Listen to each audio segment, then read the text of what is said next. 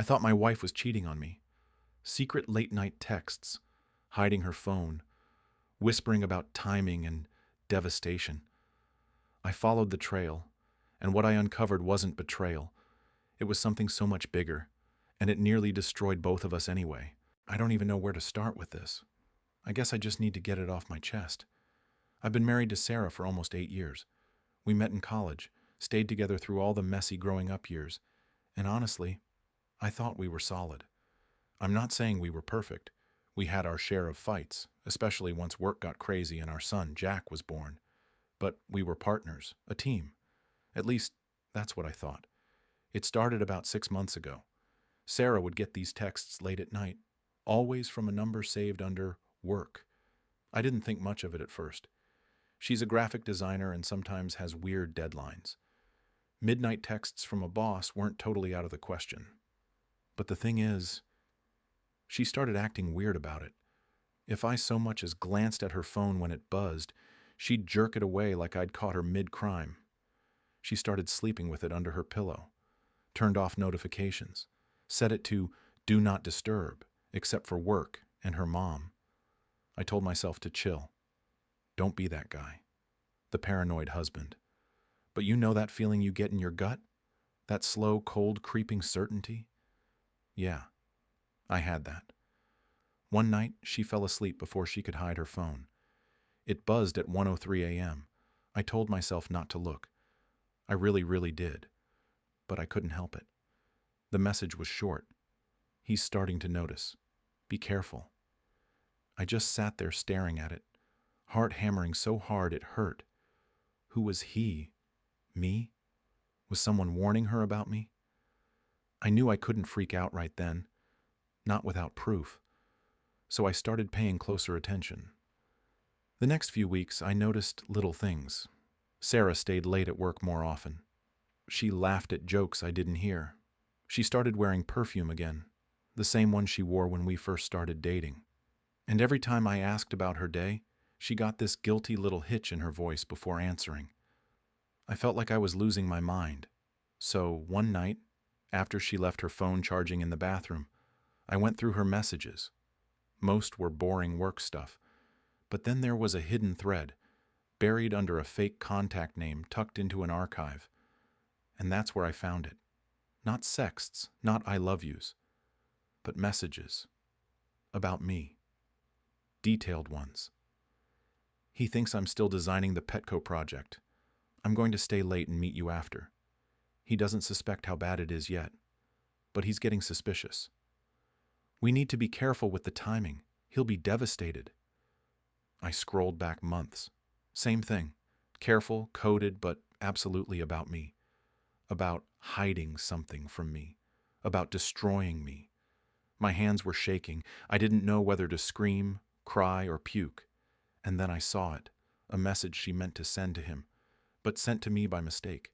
It said, "It's almost ready. He'll find out in a week or two anyway. Might as well rip the Band-Aid off." Almost ready for what? I couldn't sleep, couldn't eat.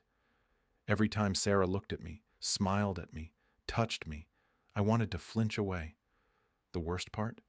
She was so normal, so loving. It felt like living with a stranger wearing my wife's skin. Finally, last week, I confronted her. I didn't yell. I just put her phone on the table, opened the messages, sat there and waited. She went pale. Then she started crying, ugly, gut-wrenching sobs. It took her almost an hour to explain through the tears. Turns out she wasn't cheating. She was planning a surprise. A huge, elaborate 10th anniversary party, with every friend and family member we had scattered across the country. Apparently the work number was her sister, helping her plan it. The secret meetings were with vendors, decorators, venue managers. The careful, anxious texts were about coordinating everything without tipping me off. The rip the Band-Aid off message. That was about finally telling me when I started to seem suspicious. I felt like the world's biggest idiot. But then, she dropped one last bomb. The venue they rented? It burned down last night. Electrical fire. Total loss. All the money they'd spent, gone. No refunds. No backup plan. Sarah said she was terrified to tell me, not because of the party, but because now we had no savings left. She thought I'd be furious. Instead, I just held her. What else could I do? I almost lost my wife in my own head. I almost destroyed my marriage because I let fear win. We're rebuilding now, emotionally and financially. But sometimes, late at night when her phone buzzes, I still feel that cold, hollow ache in my chest, like some part of me will always be waiting for the message that really ends it all. When I first found the texts, my hands were shaking so badly I almost dropped her phone. They weren't saved under any real name, just a single letter. K, late night messages, cryptic phrases like, "Did you set everything up?" The timing has to be perfect. He can't find out until it's too late. Every instinct in my body screamed that she was cheating, planning to leave me, maybe even take our son. For 3 nights I barely slept. I would watch her roll over in bed, peaceful, while my mind ran wild. I didn't confront her right away. I needed proof. Real proof. So I did the one thing I promised myself I'd never do. I followed her. Last Friday night, she said she was meeting her sister for dinner. I waited 10 minutes after she left, then jumped into my car and tailed her from a distance. She didn't go to her sister's house. She drove across town, out near the industrial park, where the streets are half abandoned after dark. I watched as she pulled into a fenced-off lot. A man was already waiting there, tall, wearing a hoodie. My stomach dropped. I took pictures. I needed to know. But then something weird happened. Instead of kissing or even talking much, she handed him a folder, thick, stuffed with papers. He nodded. She left. That was it. No touching, no romantic anything. Just business. And yet somehow, that felt even worse. What the hell was going on? When she got home, she acted normal. Kissed me on the cheek, asked how my evening was. I played along, feeling like a bomb ticking down inside my chest. Later that night, when she fell asleep, I went through her bag. Found a second phone, a burner. The only text on it was from K. "Tomorrow, 11 a.m., bring everything. He'll never see it coming." I almost woke her up right then and there. Almost screamed in her face, "What are you doing?" But something told me to wait, to see it through. The next morning I followed her again. She didn't even look nervous, just determined. She went to a lawyer's office, not a divorce lawyer, a criminal defense firm. I sat in my car, stunned, for 10 minutes before I realized. She wasn't leaving me. She was protecting me. Later that day, when I confronted her, she broke down sobbing. Turns out, my business partner, my best friend of 15 years, had been embezzling from our company, setting it up to look like I was the one skimming funds. She found out months ago. She'd been working with a private investigator, gathering evidence, setting a trap, the late-night texts, the secret meetings, all part of building a case, to keep me out of jail. She hadn't told me because she didn't want me to act suspicious. She didn't want me to blow it. "I had to make you doubt me," she cried. "I had to make you hate me if it meant keeping you safe." I didn't know whether to feel relieved or betrayed. Both, I guess. And now we're fighting a legal battle that could bankrupt us. But at least we're fighting together. Still, every time I look at her now, there's a tiny voice in the back of my head whispering, "If she could hide this from you, what else could she hide?" At first I tried to let it go, tried to tell myself that everything made sense now, that all the sneaking around, the texts, the meetings, it had all been for me, to protect me. But the feeling wouldn't leave. The way she had lied so easily, the way she had acted, perfectly normal when she was keeping such a massive secret. It gnawed at me, day and night. Last night, I couldn't sleep. I got out of bed around 2 a.m. thinking I'd grab a glass of water. When I walked past her office, I noticed the door wasn't fully closed, just cracked open enough to see her inside. She wasn't working. She was on the burner phone, the same one I thought she got rid of. Her voice was low, almost a whisper, but I heard it clear as day. He has no idea. Everything's moving forward. I froze. She ended the call, deleted the conversation, then sat there for a few minutes. I backed away, heart pounding in my ears. What the hell was really going on? Was I the one being protected or played? The next morning, I pretended everything was normal, made coffee, kissed her on the cheek, smiled like my world wasn't cracking underneath me. Inside, I was falling apart. Who was she talking to? What was moving forward? And why the hell did she need a second phone? I decided I couldn't sit on it anymore. I had to find out. While she was taking a shower, I sneaked into her office, opened drawers, checked under papers. Nothing. Then I remembered her gym bag. She always kept it in the closet downstairs. I found it stuffed behind an old coat. Inside, under some workout clothes, was the burner phone. Unlocked. No password. There were only 2 contacts saved. M and unknown. No names. No real numbers. I scrolled through the messages. My hands were shaking so bad I could barely hold the phone. One thread said, M. He's starting to get suspicious. Unknown. Stick to the plan. He can't know yet. Another. M. When will it be done? Unknown. Soon. He'll never see it coming. I dropped the phone like it burned me. What the hell was going on? This wasn't about a surprise party or a secret job opportunity. This was something darker, something that felt personal. I heard the water turn off upstairs. Panic surged through me. I shoved everything back into place and ran to the kitchen, trying to look casual. When she came down, she smiled, that same easy, lying smile, and asked if I wanted pancakes. I smiled back, but inside I was screaming. I needed a plan. Fast, because whatever she was hiding, it wasn't just about protecting me anymore. It was about surviving. That whole day, I walked around in a daze. Every word she said felt like a trap. Every smile felt like a weapon.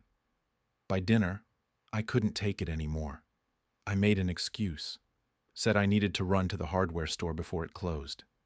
Instead, I went straight to my buddy Mark's place. Mark's a cop. I didn't tell him everything, just enough. Enough for him to take me seriously. Can you trace these numbers? I asked, showing him screenshots from the burner phone I snapped while she was showering. He frowned. Might be tough, but I know a guy. 2 hours later, I got a call. Mark's voice was tight, serious. You need to get out of that house. Tonight. My heart stopped. What? Why? He hesitated, then said, One of the numbers? It's registered to a private investigator. I almost dropped my phone. A pie? She's having me followed? I asked, my voice shaking. That's not the worst part, Mark said. The other number.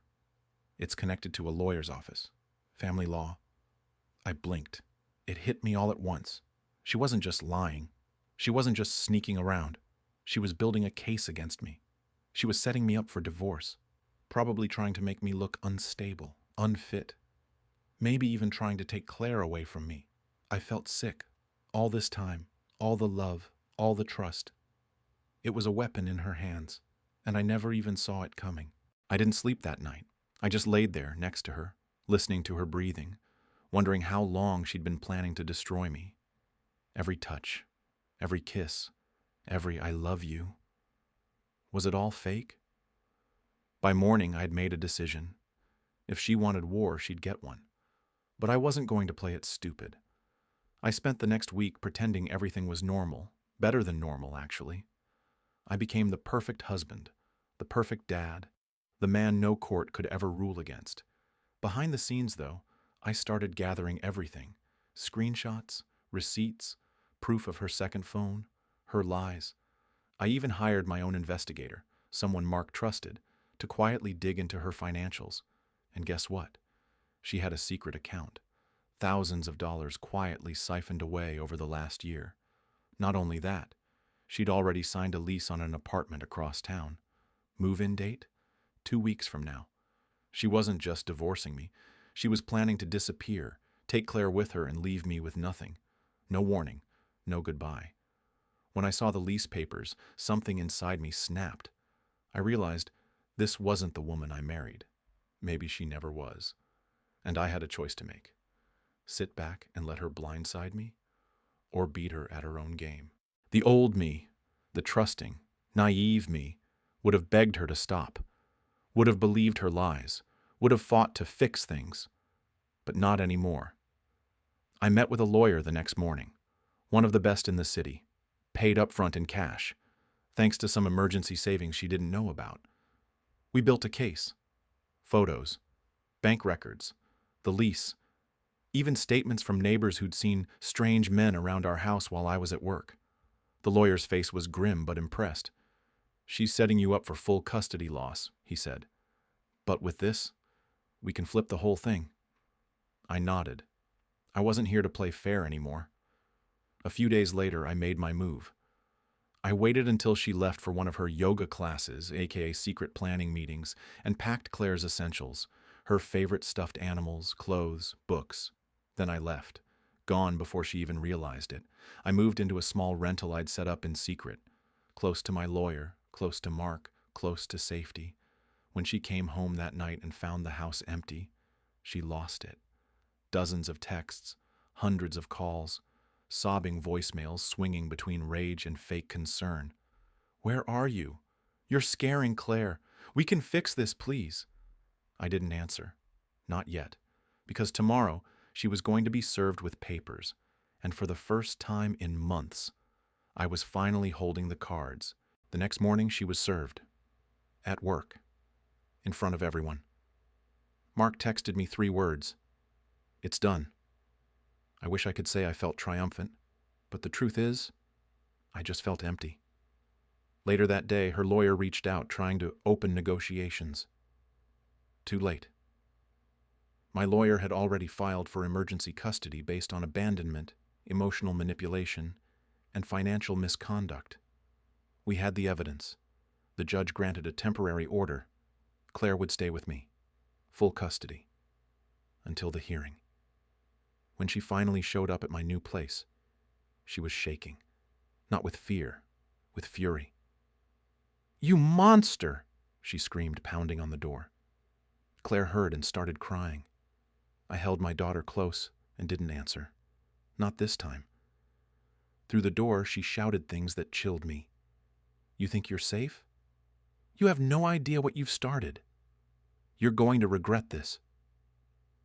There was something unhinged in her voice. Something that made me realize I hadn't uncovered the whole truth yet. This wasn't just about money or custody. It was something deeper, something darker. That night, after putting Claire to bed, I sat in the living room in silence, staring at the front door, waiting. Because for the first time since this nightmare began, I was genuinely afraid of what she might do next. I didn't sleep that night. Every creak of the house had me on edge. Every shadow outside the window looked like her. By morning, I was running on caffeine and pure adrenaline. Mark came over around noon, holding a manila envelope.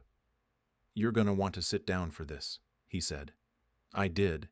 Inside the envelope were background check documents. He'd pulled some strings, called in some favors, stuff a normal person couldn't easily access. And what I saw made my blood run cold.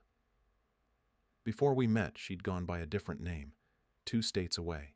She had a sealed juvenile record, something serious enough to get locked away for months. Fraud, extortion, forgery, and more. "She's been doing this for years," Mark said grimly. "She finds someone stable, good income, no priors, gets her hooks in, then bleeds them dry." I stared at the papers, feeling sick. All those years I thought we were building a life together. She was building a trap, and I walked right into it. I wasn't just fighting for Claire anymore. I was fighting against someone who had planned this from the very beginning, and now that her game was falling apart, she was getting desperate, really desperate. 3 days later, it happened. I came home from picking Claire up at daycare, and the front door was ajar, wide open. My heart stopped. I told Claire to stay in the car, locked the doors, and crept inside. The place was a wreck. Drawers pulled out, pictures smashed, furniture overturned. At first I thought it was a robbery, until I saw what was left on the kitchen table. A single photograph. It was of me and Claire, taken from outside the daycare. Written across it in red ink were the words, "You can't protect her forever." I stumbled back, hands shaking. This wasn't just about revenge anymore. It wasn't even about money. She wanted to destroy me. Mark called in a friend, an ex-cop, who helped me install cameras, alarms, even set up a safe room in the house. Temporary protection orders were filed. The court hearing was rushed. And when she showed up, all sweet smiles and fake tears, claiming I was emotionally unstable, the judge didn't even blink. Full custody to me. Restraining order against her. She was ordered to leave the state within 30 days. It should have been over. But here's the thing. Sometimes, when I walk Claire to school, I get this feeling, like someone's watching. A car idling a little too long at the corner. A face turning away just as I look up. Mark says I'm paranoid. Maybe he's right. Or maybe she's just waiting. Waiting for the right moment. Waiting for me to let my guard down. One thing's for sure. I won't. Not ever again.